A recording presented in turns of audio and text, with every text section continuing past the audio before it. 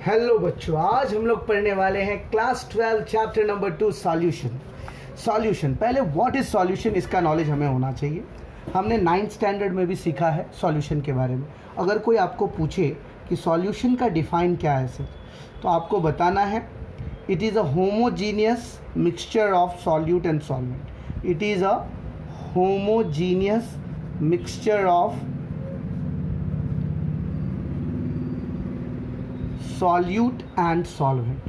तो ये तो आप लोगों को पता ही है कि सॉल्यूट और सॉल्वेंट जब मिलते हैं तो सॉल्यूशन का फॉर्मेशन होता है। लेकिन सॉल्यूशन तभी बनेगा जब तक रेशियो फिक्स नहीं रहेगा। तो इसीलिए यहाँ पे जो वर्ड लिखा हूँ होमोजीनियस मिक्सचर, इसका मतलब हो गया कि सॉल्यूट और सॉल्वेंट का रेशियो जो है हमारा वो फिक्स होगा। अगर एक ही तरह का सॉल्यूट है और अगर एक ही तरह का सॉल्वेंट है, क्योंकि आप लोगों को पता है we can add more than one solute and more than one solvent. As for example, जब हम लोग चाय बनाते हैं तो चाय में आपको पता है कि हम लोग दूध भी ऐड करते हैं, पानी भी ऐड करते हैं, तो दो तरह का सॉल्वेंट हो गया। और अगर हम सॉल्यूट की बात करें तो हम लोग शुगर भी ऐड करते हैं, टी लीफ भी ऐड करते हैं, तो दो तरह के सॉल्यूट भी हो गए। और भी एक अदरक डाल देते हैं, मसाला डाल देते हैं, तो so many types of solutes हो गए। तो इसीलिए अगर एक ही सॉल्यूट और एक ही सॉल्वेंट है तो इस टाइप के सॉल्यूशन को हम लोग कहेंगे बाइनरी सॉल्यूशन। कौन सा सॉल्यूशन? Binary solution. एक से ज़्यादा होता है तब फिर उसको अगर मान लीजिए 3 है टर्शियरी, 4 है क्वाटरनरी, इस तरह से बढ़ते जाएगा। अब आ जाइए कि क्या सर हम लोग ये जो सॉल्यूशन बना रहे हैं वो सॉल्यूशन का नेचर कैसा होगा। नेचर ऑफ सॉल्यूशन, इतना तो आप लोग जानते होंगे कि सॉल्यूट क्या है और सॉल्वेंट क्या है। जो चीज़ सॉल्यूशन के अंदर में कम मात्रा में होती है उसको हम लोग सॉल्यूट कहते हैं, और जो ज़्यादा मात्रा में होता है उसको हम लोग सॉल्वेंट कहते हैं। तो अगर मान लीजिए सॉल्यूट के रूप में अगर आपका सॉलिड पार्ट है और सॉल्वेंट के रूप में आपका गैस पार्ट है, ठीक है, इस गैस के अंदर में आप सॉलिड को मिक्स करें तो सॉलिड गैस सॉल्यूशन कहलाएगा। ये कैसा सॉल्यूशन कहलाएगा? Solid gas. As for example, आप लोगों ने कपूर जलाया होगा भगवान को आरती करने के बाद में, तो उसको इंग्लिश में कहा जाता है कैम्फर। जब कैम्फर में आप नाइट्रोजन गैस को मिक्स कीजिएगा, नाइट्रोजन गैस यहाँ पे ज़्यादा मात्रा में है, तो nitrogen plus camphor is an example of solid gas solution. अब अगर हम लिक्विड के अंदर में गैस मिलाते हैं, लिक्विड के अंदर में अगर हम लिक्विड हमारा सॉल्यूट है और गैस हमारा सॉल्वेंट है, तो कोई भी ऐसा आप बताइए लिक्विड जिसके अंदर में हम नाइट्रोजन गैस मिलाएं। क्लोरोफॉर्म का नाम सुना है आप लोगों ने? CHCl3 जिसका केमिकल फार्मूला है। क्लोरोफॉर्म में जब आप नाइट्रोजन गैस मिलाओगे तो ये और ज़्यादा खतरनाक हो जाएगा। So this is an example of solid gas. अब गैस और गैस को मिलाना, तो बच्चों आप लोग अमोनिया बनाने के लिए आप लोगों को पता होगा हाइड्रोजन में हम लोग नाइट्रोजन गैस मिलाते हैं। So these are the nature of solution. अगर आपको कोई पूछेगा कैसे टाइप के सॉल्यूशन है, so this all the solutions are gaseous solutions. आपको पता है जो चीज़ ज़्यादा होता है सरकार उसी की होती है, तो यहाँ पर सरकार हमारा गैस का होगा क्योंकि सॉल्वेंट हमारा गैस है। So this type of solution is called gaseous solution. Got it? अब आ जाइए दूसरा। अब हम लोग क्या करेंगे, सॉलिड को लिक्विड में मिलाएंगे, उसी तरीके से लिक्विड को लिक्विड में मिलाएंगे और उसी तरीके से गैस को लिक्विड में मिलाएंगे। कहने का मतलब हो गया बच्चों, ये जो नेचर होगा सॉल्यूशन का वो एक्वस या लिक्विड नेचर में होगा। एज फॉर एग्जांपल, ग्लूकोज आप लोग जानते होंगे C6H12O6, इसको आप जो है पानी के साथ मिलाएंगे, तो C6H12O6 को जब आप वाटर के साथ मिलाओगे तो आपको पता है सॉलिड और लिक्विड का आप सॉल्यूशन बना रहे हो। सिमिलरली अगर आप इथेनॉल तो जानते होंगे आप लोग, अल्कोहल को वाटर के साथ मिलाओगे तो this is an example of liquid solution. अब अगर हमें गैस मिलाना है लिक्विड हो, तो कार्बन डाइऑक्साइड को अगर हम वाटर में मिलाएंगे तो कार्बोनिक एसिड जो सॉफ्ट ड्रिंक्स का फॉर्मेशन करता है। तो ये सारे नेचर जो है याद रखना है आपको, this all the solution nature is liquid या एक्वस नेचर आप कह सकते हैं, लिक्विड सॉल्यूशंस होगा, क्योंकि नेचर ऑफ द सॉल्यूशन जितना ज़्यादा सॉल्वेंट उतना ज़्यादा सॉल्यूशन का नेचर। पॉज कर सकते हो बात करनी है। तो आ जाइए, आप लोगों ने देखा गैसियस नेचर वाला सॉल्यूशन, लिक्विड नेचर वाला सॉल्यूशन। अब हमको देखना है सॉलिड नेचर वाला सॉल्यूशन, मतलब सॉलिड को सॉलिड में मिलाएंगे। किसको? सॉलिड को सॉलिड में मिलाएंगे। उसी तरीके से लिक्विड को सॉलिड में मिलाएंगे। उसी तरीके से गैस को सॉलिड में मिलाएंगे। तो अगर आपको ये तीनों सॉल्यूशन के टाइप्स जानना है, सॉलिड को सॉलिड में मिलाइए। कॉपर और गोल्ड, कॉपर और गोल्ड को हमने मिलाया, तो कॉपर और गोल्ड का जो सॉल्यूशन होगा वो सॉलिड इन नेचर होगा। लिक्विड को आपने सॉलिड में मिलाया, लिक्विड को आपने सॉलिड में मिलाया, तो लिक्विड में आप कोई भी एक लिक्विड ले लीजिए, जैसे मर्क्यूरी इज अ लिक्विड और सोडियम हमारा सॉलिड होगा, तो सोडियम अमलगम सॉल्यूशन का फॉर्मेशन हो गया। और गैस को लिक्विड में, हाइड्रोजन हमारा गैस है और पैलेडियम हमारा सॉलिड है।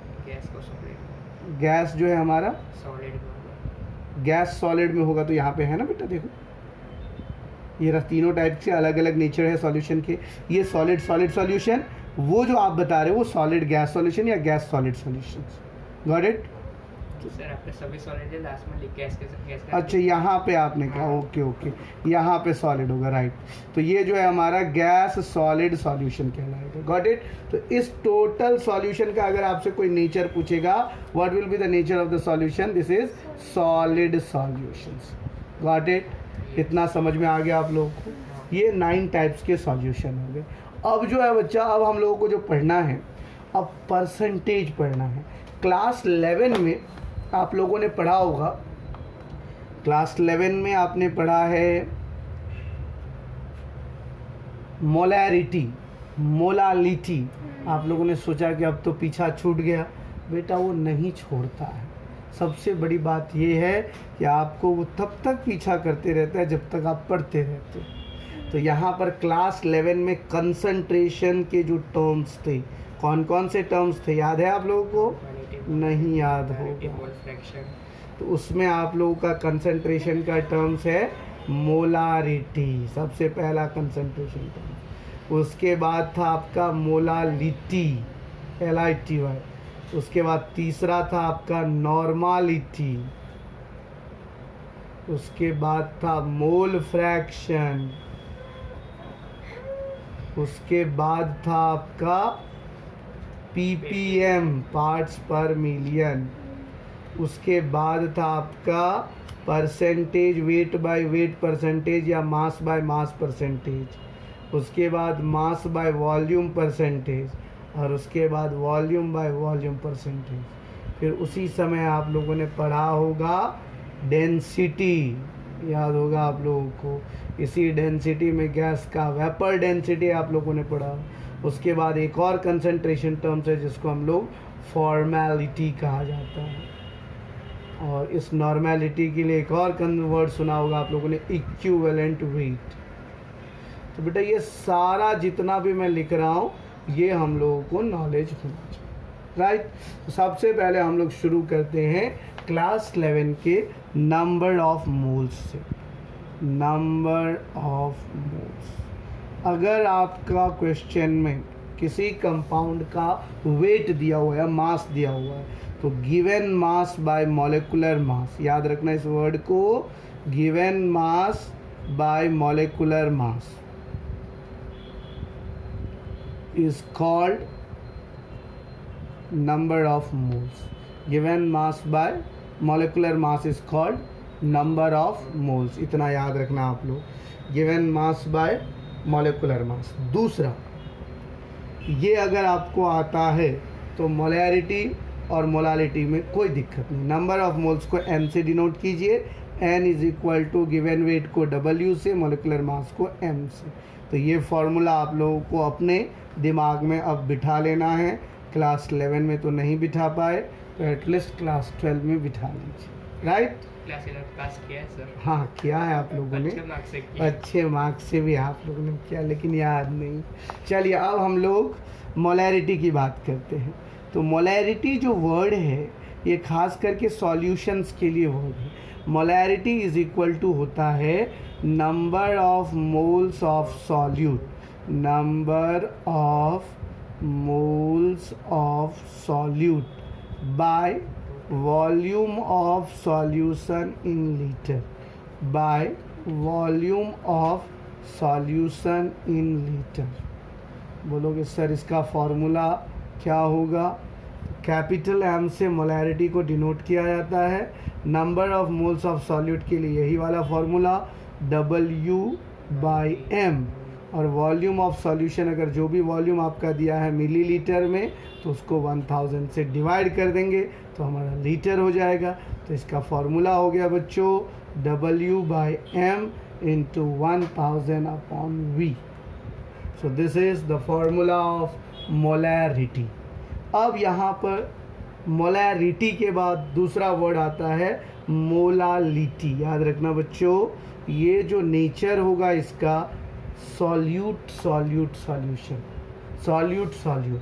तो यहाँ पर फॉर्मूला में कोई ज़्यादा फ़र्क नहीं है, वो सेम मोलैरिटी की तरह ही है, लेकिन number of moles of solute upon mass of solvent in kg, mass of solvent in kg।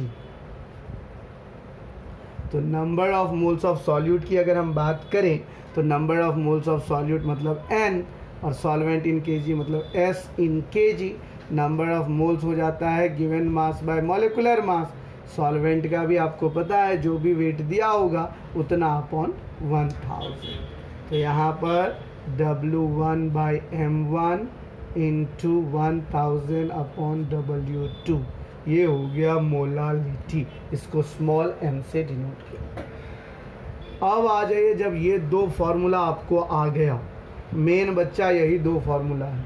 और तीसरा है आपका नॉर्मेलिटी। नॉर्मेलिटी से पहले आपको सीखना होगा इक्विवेलेंट मास। अगर कोई आपको पूछे इक्विवेलेंट वेट या इक्विवेलेंट मास क्या है, तो equivalent weight is equal to, remember the word, equivalent weight is equal to molecular weight upon molecular weight upon basicity. Acid के लिए होगा तो बेसिसिटी, बेस के लिए होगा तो एसिडिटी, सॉल्ट के लिए होगा तो वैलेंसी या कैटायन और एनायंस। तो इक्विवेलेंट वेट को जनरली EW से डिनोट किया जाता है, मॉलिक्यूलर मास को M से, बेसिसिटी, एसिसिटी, वैलेंसी का जिस चीज़ से वो शुरू हो रहा है। तो अगर नॉर्मेलिटी का फॉर्मूला आपको जानना है तो normality is equal to gram equivalent weight, number of moles of gram equivalent weight, gram equivalent weight. ये रिश्ता जो है ग्राम इक्विवेलेंट वेट में आप लोग निकालेंगे। क्या निकालेंगे ग्राम इक्विवेलेंट वेट में?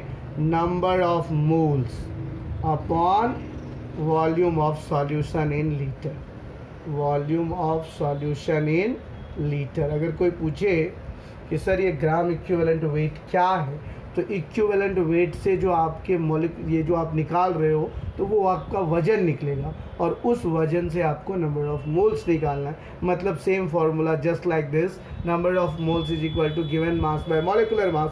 तो यहाँ पे गिवन मास के बदले आप इक्विवेलेंट मास करेंगे। ओके, तो यहाँ से आपको निकल जाएगा number of moles by volume of solution से नॉर्मेलिटी। हमारा जो चैप्टर शुरू हो रहा है वो खास करके मास बाय मास परसेंटेज से शुरू, mass upon mass percentage.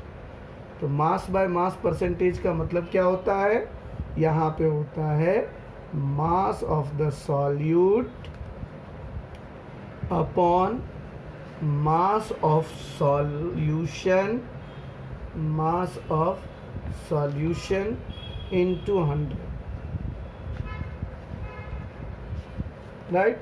Mass of the solute upon mass of the solution into 100। Mass of solute solution कैसे पता चले? अगर मान लीजिए मैंने आपको कहा 20% mass by mass, 20% mass by mass ethanol. अगर मैंने सिर्फ आपको इतना कह दिया तो इसका मतलब हो गया आपको सपोज करना है let the solution weight be 100 ग्राम। Let the solution weight be 100 ग्राम। याद रखिए, आपको सपोज कर लेना। तो 100 ग्राम का 20% कितना होगा? 20 ग्राम। तो यहाँ पर वेट ऑफ इथेनॉल हो जाएगा, weight of ethanol is equal to 20 ग्राम। और बाकी जो बच गया वो पानी का वेट हो जाएगा, सॉल्वेंट का वेट हो जाएगा। तो weight of water is equal to 100 minus 20, that is equal to 80 ग्राम। अब यहाँ पे आपको कह दिया है कि भाई मोल फ्रैक्शन ऑफ इथेनॉल निकालो। तो आपको तो यहाँ पर मास बाय मास परसेंटेज निकल गया है। अगर आपको मोल फ्रैक्शन निकालना है तो पहले तो आपको पता होगा मोल फ्रैक्शन का formula. Mole fraction is equal to number of moles of solute, number of moles of solute upon number of moles of solution. Solution में क्या सब होता है? सॉल्यूट और सॉल्वेंट। तो number of moles of solute plus number of moles of solvent plus number of moles of, इस दोनों को जब हम ऐड कर देते हैं तो number of moles of solution निकल जाता है। तो हमारा number of moles of solute निकालने के लिए इथेनॉल का वैल्यू दिया हुआ है, इथेनॉल का वेट दिया हुआ है, अपने को उसका नंबर ऑफ मोल्स निकाल देना है। तो number of moles of ethanol, number of moles of ethanol, तो given mass by molecular mass, given mass by molecular mass इसका फॉर्मूला हो जाएगा, given mass by molar mass या मॉलिक्यूलर मास। तो सबसे पहले आपका दिया हुआ मास जो है 20 ग्राम ऑफ इथेनॉल, और जब आप इसका मोलर मास निकालोगे C2H5OH, तो 2 कार्बन है तो 24, 5 हाइड्रोजन है तो 5, 1 ऑक्सीजन 16, 1 हाइड्रोजन 1, सबको ऐड करेंगे तो ये 46 ग्राम हो जाएगा। तो 20 को अगर हम 46 ग्राम से डिवाइड करेंगे तो कितना आएगा? Number of moles of ethanol 0.4347, 0.4347, okay, या 434 के बदले 5 डाल दीजिए आप। 0.435 जो है हमारा number of moles of ethanol. अब आपको निकालना है number of moles of water. Number of moles of water जो हो जाएगा given mass by molecular mass, given मास हमारा 80 ग्राम है और वाटर का मॉलिक्यूलर मास होता है 18 ग्राम। तो 80 को जब आप 18 से डिवाइड करोगे तो 4.444 आएगा। ये हो गया number of moles of water. अब मोल फ्रैक्शन को x से डिनोट किया जाता है। Mole fraction of ethanol is equal to number of moles of ethanol upon number of moles of ethanol plus number of moles of water. तो number of moles of ethanol अभी just हमने निकाला 0.435 upon 0.435 plus 4.444, तो इसका value हो जाएगा 0.435 divided by 4.87, 459। तो जब आप इसको डिवाइड करोगे तो आंसर आएगा आपका 0.089। याद रखना, अगर आपने एक मोल फ्रैक्शन निकाल लिया तो दूसरा मोल फ्रैक्शन को सीधे 1 में से माइनस कर देना। अगर अब आप मोल फ्रैक्शन ऑफ वाटर निकाल रहे हो तो 1 minus mole fraction of ethanol, तो 1 में से जब आप माइनस करोगे 0.089, तो इसका जो आंसर होगा 0.911। So this is the mole fraction of water and this is the mole fraction of ethanol। तो क्या आप लोग इस तरह का सवाल दिया रहेगा तो बना लोगे? अब आप लोग अपने अपने NCERT निकालिए, उसमें एग्जाम्पल 1 और एक्सरसाइज 1.1 बनाने की कोशिश करें।